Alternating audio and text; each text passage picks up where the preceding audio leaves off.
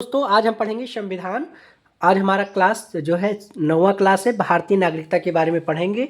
और संविधान पढ़ना उतना ज़रूरी है, अगर जो लोग एग्ज़ाम की तैयारी कर रहे हैं उनके लिए तो ज़रूरी है, और जो एग्ज़ाम की तैयारी नहीं कर रहे हैं नॉर्मली जानकारी के लिए उनको संविधान के बारे में जानकारी होनी चाहिए। आज हम भारतीय नागरिकता के बारे में पढ़ेंगे। जो SIR का फॉर्म भरा जा रहा है उससे भी जुड़ा हुआ है कि क्यों भारतीय नागरिकता मिलनी चाहिए, कैसे क्या है। भाग 2 में अनुच्छेद 5 से 11 में इसका वर्णन है भारतीय संविधान में। तो संविधान हम लोगों को पढ़ना चाहिए। माइंडफुल मास्टरी चैनल को आप सब्सक्राइब कर लीजिएगा। आज हम पढ़ेंगे पार्ट 9 भारतीय नागरिकता। भाग 2 में वर्णित है और अनुच्छेद 5 से 11 तक जो है इसमें उल्लेख किया गया है, ठीक है, संविधान में। अब देखिए, हमारे भारत में एकल नागरिकता का प्रावधान है, ठीक है। किसकी है? एकल नागरिकता। यानी कि भारत में अगर आप चाहे आंध्र प्रदेश में रह रहे हो, पंजाब में रह रहे हो, हरियाणा में रह रहे हो, चंडीगढ़ में, दादर एवं नागर हवेली में रह रहे हो, पोर्ट ब्लेयर में रह रहे हो, गोवा में रह रहे हो, भारत के किसी भी जगह पे रहेंगे, या जम्मू कश्मीर में रहे हो, तो आपको एकल नागरिकता का प्रावधान किया गया है। यानी कि आप केवल वो एक ही नागरिकता है। अगर आप उत्तर प्रदेश के हो तो समझो आप भारत के हो, अगर आप पांडिचेरी के हो तो समझो भारत के हो, मद्रास के हो, चेन्नई के हो, आंध्र प्रदेश के हो, बंगाल, बिहार, उड़ीसा, कहीं के भी हो, तो एकल नागरिकता का प्रावधान किया गया है, ठीक है। एकल नागरिकता जो है भारतीय नागरिकता मानी जाती है, ठीक है। तो इसके बारे में हम लोग पढ़ेंगे। कहीं कहीं पूछा जाता है कि दोहरी नागरिकता कहाँ है और एकल नागरिकता, तो हमारे यहाँ एकल नागरिकता है, ठीक है। एकल नागरिकता कहाँ से लिया गया है? तो ये जो है जो स्रोत हम बताए थे कि ये भाग 2 अनुच्छेद 5 से 11 ये ब्रिटेन से लिया गया है, यानी कि इंग्लैंड से लिया गया है एकल नागरिकता। कहीं कहीं जैसे अमेरिका में या कुछ अन्य देशों में दोहरी नागरिकता होती है, यानी कि राज्य का एक अलग नागरिकता होनी चाहिए और केंद्र की अलग, पर हमारे यहाँ एकल नागरिकता है, ठीक है। तो पहली बात आप लोग समझ में आ गई होगी। उसके बाद भारतीय नागरिकता अधिनियम 1955 ईस्वी के अनुसार किसी एक आधार पर नागरिकता प्राप्त की जा सकती है, ठीक है। 1955 के अनुसार भारत नागरिकता अधिनियम एक आया था 1955 में। उस हिसाब से देखो संविधान बनने के बाद में, ठीक, 1955 के बाद में कि किसी एक आधार पर। अब देखिए हम लोग आधार देख लेते हैं, कौन कौन से आधार पे हम लोग को नागरिकता मिल सकती है, ठीक है। जिसको सिविलाइजेशन बोलते हैं कि हम लोग भारत के नागरिक हैं, तो आपके पास क्या प्रूफ होने चाहिए? अब ये चारों जो है वर्णित हैं। नंबर 1, जन्म से, यानी कि जन्म से जिस व्यक्ति का जन्म 26 जनवरी 1950 को या उसके बाद भारत में हुआ हो, वह जन्म से भारत का नागरिक होगा, ठीक है। यानी जिस व्यक्ति का जन्म संविधान में लिखा हुआ है कि 26 जनवरी 1950 को या उसके बाद भारत में हुआ है, वह जन्म से भारत का नागरिक होता है। PCS में मेंस में लिखने में पूछा जाता है, ठीक है। तो जन्म से आप लिख देंगे कि जिसका जन्म संविधान लागू होने के बाद हुआ था, या फिर लिख देने कि उसके बाद लागू होने के बाद या फिर लागू होने तक अगर हुआ था, भारत में जन्म हुआ है, तो वो जन्म से भारत का नागरिक होगा। उसके बाद दूसरी हम बात करें तो वंश परंपरा द्वारा नागरिकता, ठीक है। वंश परंपरा क्या है? भारत के बाहर अन्य देशों में 26 जनवरी 1950 के बाद जन्म लेने वाला व्यक्ति भारत का नागरिक माना जाएगा, ठीक है। यानी भारत के जो बाहर अन्य देश में, दूसरे देश में, ठीक है, 26 जनवरी 1950 के बाद जन्म लेने वाला व्यक्ति भारत का नागरिक माना जाएगा यदि उसके जन्म के समय उसके माता पिता में से कोई भारत का नागरिक हो। मतलब ये है कि जैसे किसी के माता या पिता दोनों भारत में रह गए हैं और उनका लड़का गया बाहर अमेरिका, वहाँ शादी कर लिया, ठीक। शादी करने के बाद में वहाँ एक बच्चा हुआ, तो उस बच्चे को भी भारतीय नागरिकता मिलेगी। क्यों?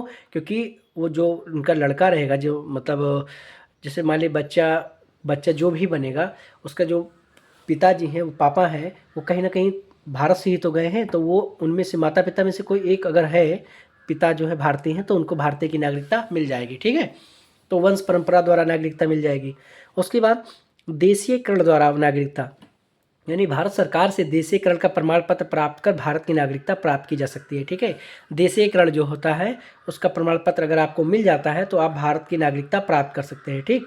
तो आपको इन चीज़ों को तैयार करना होगा कि जन्म से, वंश परंपरा द्वारा नागरिकता, देशीयकरण द्वारा नागरिकता। अब हम बात करते हैं पंजीकरण द्वारा नागरिकता, यानी कि रजिस्ट्रेशन द्वारा, ठीक है, बाय रजिस्ट्रेशन। रजिस्ट्रेशन द्वारा कैसे है? अब देखो इसमें से कुछ चीज़ें बताई गई हैं कि वह व्यक्ति जो पंजीकरण प्रार्थना पत्र देने की तिथि से 6 माह पूर्व से भारत में रह रहे हो, ठीक है। यानी कि अगर रजिस्ट्रेशन के लिए आप अप्लाई करते हैं तो 6 माह कम से कम आप भारत में रह रहे हो, तो आपको पंजीकरण के द्वारा नागरिकता पर विचार किया जा सकता है और भारत सरकार आपको नागरिकता दे देगी, ठीक है। फिर उसके बाद वह भारतीय जो भारत से बाहर किसी देश में निवास कर रहे हो, ठीक है, वह भारतीय जो भारत से बाहर किसी देश में निवास कर रहे हों, ठीक, उनको भी पंजीकरण द्वारा नागरिकता मिल जाएगी, ठीक है। किसी भारत देश में वो भारतीय जो बाहर चले जाते हैं, जैसे हमारे यहाँ से कभी लोग काफ़ी लोग ओमान चले जाते हैं, कतर चले जाते हैं, स्कॉटलैंड चले जाते हैं, ब्रिटेन चले जाते हैं, अमेरिका चले जाते हैं, फ्रांस, रूस, तो उनको भी पंजीकरण द्वारा नागरिकता मिल जाती है, ठीक है। उसके बाद वह स्त्रियां जो भारतीयों से विवाह कर चुकी हैं या भविष्य में विवाह करेंगी, ठीक है, यानी वो स्त्रियां जो भारतीयों से विवाह कर चुकी हैं, यानी अगर कोई पाकिस्तान का है, ठीक, अभी आप लोगों ने देखा होगा कि बीच में कुछ केसेस चल रही थी, यानी पाकिस्तान का कोई भी महिला है वो भारत के किसी व्यक्ति से शादी करती है जेंट्स से, तो उसको जो है भारतीय नागरिकता मिल जाएगी पंजीकरण द्वारा। या फिर वो फ्रांस की है या अमेरिका की है, ब्रिटेन की है, ठीक है, रूस की है, तो वो अगर भारतीयों से शादी करती है तो उसको जो है रजिस्ट्रेशन के द्वारा नागरिकता मिल जाएगी, यानी वो भारत की मानी जाएगी। या भविष्य में विवाह करेंगे, यानी कि लव मैरिज की बात कर रहे हैं कि लव मैरिज या लिव इन में रह रही है, तो फिर उसको जो है विवाह में करेंगे तो उसको पंजीकरण द्वारा नागरिकता दे दी जा रही हो, बशर्ते ये हो जाए कि उसका पति जो है भारतीय हो, ठीक है, कोई एक भारतीय हो। उसके बाद भारतीय नागरिकों के नाबालिग बच्चे, ठीक है, भारतीय नागरिकों के नाबालिग बच्चे, उनको भी पंजीकरण द्वारा नागरिकता मिल जाती है, ठीक है। ये देखो, आप लोग देखो, कोई बच्चा जब जन्म लेता है तो कहते हैं ना कि रजिस्ट्रेशन करवा दो और उसको भारतीय नागरिकता मिलने, जन्म प्रमाण पत्र बनवा दीजिए कि वो भारत का ही है, ठीक, यानी कि बर्थ सर्टिफिकेट यानी जन्म प्रमाण पत्र तुरंत बन जाता है बचपन में, ठीक है। तो भारतीय नागरिक को, नाबालिग बच्चे को। उसके बाद राष्ट्रमंडलीय देशों के नागरिक जो भारत में रहते हो या भारत सरकार की नौकरी कर रहे हो, ठीक है, यानी राष्ट्रमंडलीय देश यानी कोई कोई खेल होता है तो भारत की तरफ से कोई खेल आए, मतलब बाहर से आए और भारत में किसी कोई भी क्रिकेटर आए या कोई फिल्म स्टार बने, ठीक, वो बाहर का रहे और धीरे धीरे राष्ट्रमंडल चीज़ों में, खेलों में मतलब राष्ट्र का नाम रोशन करे, भारत का नाम रोशन करे अच्छे अपने कर्मों से, और फिर भारत में रह रहा हो तो उसको धीरे धीरे करके भारत सरकार की या नौकरी कर रहा हो या जॉब कर रहा हो, ठीक है, कोई गवर्नमेंट जॉब, प्राइवेट जॉब, यानी भारत सरकार की ही जॉब कर रहा हो, चाहे संविदा पे हो चाहे सरकारी हो, तो उसको पंजीकरण द्वारा नागरिकता मिल जाएगी। तो इतनी कुछ कैटेगरियाँ थी: जन्म से वंश परंपरा द्वारा नागरिकता, देशीकरण द्वारा नागरिकता, पंजीकरण द्वारा नागरिकता, ठीक। इसमें करना क्या है कि आपको आवेदन पत्र देकर भारत की नागरिकता आप प्राप्त कर सकते हैं। इन पांचों चीज़ों में, कंडीशन में आवेदन पत्र, एक एप्लीकेशन फॉर्म भरिए और भारत की नागरिकता प्राप्त कर सकते हैं। सबसे पहला अधिकार जो भारत का है, पहला व्यक्ति कौन है, तो राष्ट्रपति होता है, ठीक। उसके बाद भूमि विस्तार द्वारा, यदि किसी नए भूभाग को भारत में शामिल किया जाता है तो उस क्षेत्र में निवास करने वाले व्यक्तियों को स्वतः भारत की नागरिकता प्राप्त की जाती है। जैसे जैसे भारत है, अब अफगानिस्तान को भारत मिला लेता है, ठीक, अफगानिस्तान को भारत मिला लेता है तो अफगानिस्तान के लोग ये नहीं कहेंगे कि मेरा देश अफगानिस्तान है, नहीं, मेरा देश भारत हो जाएगा और फिर उसको भारत की नागरिकता मिल जाएगी। या भारत से जुड़े म्यांमार, बर्मा है, उन देश को भारत जो है अपने में कर लेता है, मिला लेता है, ठीक है, शामिल कर लेता है, तो वो अपना हो जाएगा। बांग्लादेश का आप केस देख ही रहे हो, अगर बांग्लादेश को भारत जो है मिला लेता है तो बांग्लादेश के जितने भी निवासी वो भारतीय कहलाएंगे। पाकिस्तान को मिला लेता है तो पाकिस्तान के निवासी भारतीय कहलाएंगे, यानी स्वतः ही आपको मिल जाएगी।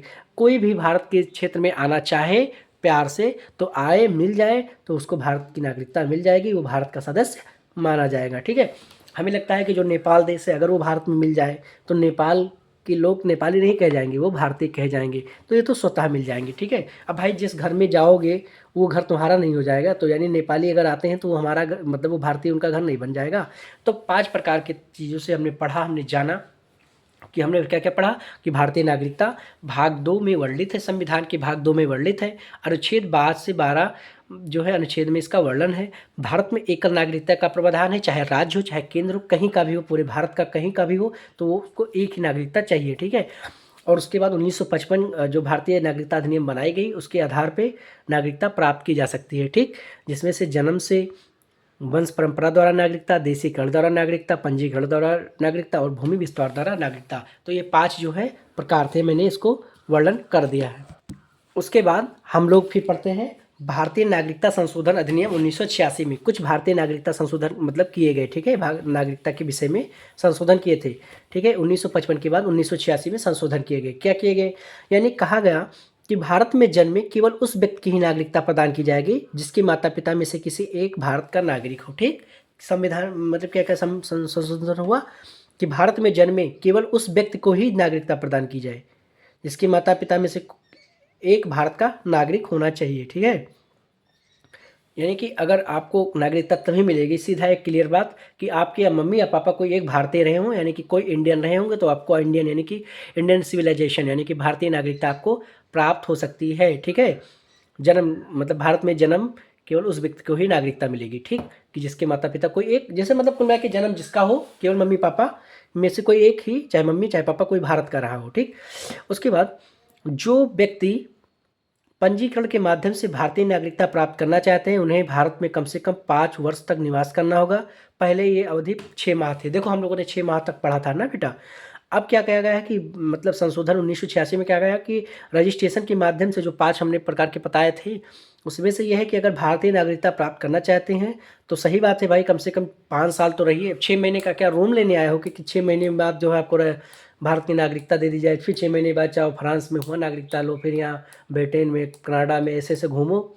ऐसा नहीं, भारत सरकार ने कहा है कि आप हमारे यहाँ 5 साल रहिए, उसके बाद आप रजिस्ट्रेशन कीजिए, तब आपको प्राप्त जो है रजिस्ट्रेशन, भारतीय अगर नागरिकता प्राप्त करना चाहते हैं रजिस्ट्रेशन के माध्यम से, तो 5 साल तक आप निवास कीजिए। उसके बाद पहले 6 माह थी, अब उसको 6 माह को बढ़ा के 5 साल कर दिया गया है। ठीक है, तो एग्जाम में पूछा जा सकता था कि पहले 6 महीने थी अब 5 साल है।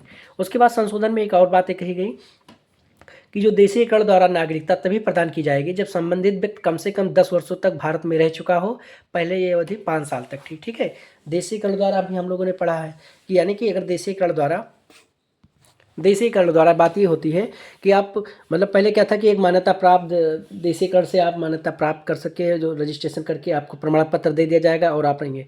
पर अब जो है संबंधित व्यक्ति कम से कम 10 साल तक भारत में रह चुका हो। पहले अवधि 5 साल तक थी और अब देशीयकरण द्वारा क्या है कि 10 साल तक आप रहे। जैसे मान लो कोई भाग करके आया हो भूटान से, ठीक, गरीबी या कुछ भुखमरी या किसी कारणवश भाग आया हो, ठीक, तो कम से कम 10 साल तक आप रहिएगा, तभी आपको देशीयकरण द्वारा नागरिकता प्रदान की जाएगी। ठीक है, जबकि संबंधित व्यक्ति कम से कम 10 वर्षों तक भारत में रह चुका हो। ठीक है, ये आप याद कीजिएगा, या फिर यहीं के भारत के ही हैं तो कम से कम 10 साल तक आप भारत में रह चुके हैं तभी ये मानी जाएगी। ठीक है, पहले ये अवधि 5 साल की थी।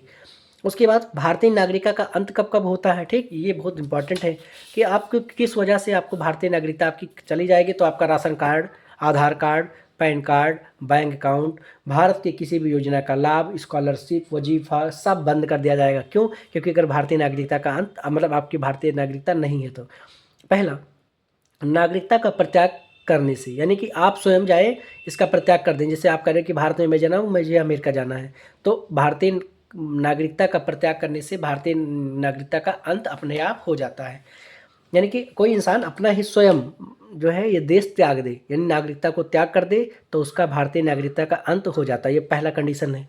दूसरा क्या है, किसी अन्य देश की नागरिकता स्वीकार कर लेने पर, यानी आप यहाँ भारत में रह रहे हो, अगर आप ब्रिटेन की, फ्रांस की, पाकिस्तान की या किसी की हो, आप जो है उस देश का नागरिकता आप स्वीकार कर लेते हो तो स्वतः ही आपकी भारतीय नागरिकता चली जाएगी। सही बात है भाई, एक पाँव में दो थोड़ी है कि आप भारत के भी रहो फ्रांस के भी रहो, ऐसे नहीं है। आप किसी अन्य देश की तुरंत नागरिकता अगर आप लेते हैं और तुरंत तब भारत जो सरकार आपकी नागरिकता हटा देगी और आपको यहाँ से राशन कार्ड, स्कॉलरशिप और जितने भी कार्ड है, आयुष्मान कार्ड, राशन कार्ड और जो भी कार्ड है जैसे आधार कार्ड पर, pan card, bank account, scholarship या अन्य जितनी भी सरकारी सेवाएं हैं सब आपके लिए बंद हो जाएंगी। ठीक, जैसे आप किसी अन्य देश की नागरिकता स्वीकार कर लेते हैं। ठीक, कुछ लोग ऐसे करते हुए जैसे जैसे यहाँ से जाते हैं ओमान चले गए, अब वो वहाँ रहने लगे, जम गया तो फिर वो अपने भारत की नागरिकता खो देंगे। अमेरिका चले गए तो वहीं के रहने लगे। ठीक, काफ़ी लोग बाहर पलायन कर चुके हैं। सरकार द्वारा नागरिकता छीनने पर, यानी किसी कारणवश आपके अभद्र व्यवहार की वजह से सरकार द्वारा आपकी नागरिकता छीन लेने पर आपकी नागरिकता का अंत होता है। ये क्यों होता है? जब आप कोई गलती करते हैं तो सरकार आपकी नागरिकता छीन लेती है और आप जो है नागरिकता से वंचित हो जाते हैं और आपको फिर जैसे तुमने बताया ना कि आयुष्मान कार्ड, राशन कार्ड और आधार कार्ड और बिजली बिल, यहाँ हर जगह से आपका नाम कट जाएगा। तो आपको अगर जानकारी अच्छी लगी हो, SIR का फॉर्म इसी समय इसीलिए भराया जा रहा है कि आपको नागरिकता अच्छे से हो जाए। Mind cool mastery by Pawan sir, यानी mind cool mastery by Pawan sir के द्वारा यूट्यूब चैनल को सब्सक्राइब कीजिएगा, लाइक कीजिएगा और वीडियो कैसा लगा आप तुरंत कमेंट बॉक्स में लिखिएगा। आपको संविधान पढ़ना है बेटा। संविधान 2 चीज़ों से पढ़ाया जाता है, एक तो एग्जाम में प्रश्न आए, प्री में, मेंस में आपके लिखने पढ़ाई लिखाई संबंधित है, जिससे आप जॉब पा जाएँ, अच्छी जगह पे पोस्टिंग हो जाए, उसके लिए तो है ही, प्लस आपको नॉलेज भी हो जाए। और जो लोग तैयारी नहीं कर रहे हैं, पढ़ाई नहीं कर रहे हैं, एग्जाम नहीं कर रहे हैं, जैसे मतलब पढ़ाई लिखाई से छोड़ करके अन्य कोई बिजनेस कर रहे हैं, व्यापार कर रहे हैं या कोई और कार्य कर रहे हैं, तो उनके लिए भी कम से कम संविधान के बारे में जानकारी होना चाहिए। इसलिए इस वीडियो को ज़रूर देखिएगा और सब्सक्राइब कीजिएगा और शेयर कीजिएगा। थैंक यू आपको फॉर यूट्यूब वाचिंग। आपको आप जो है हमारा वीडियो देखें, इसके लिए थैंक यू।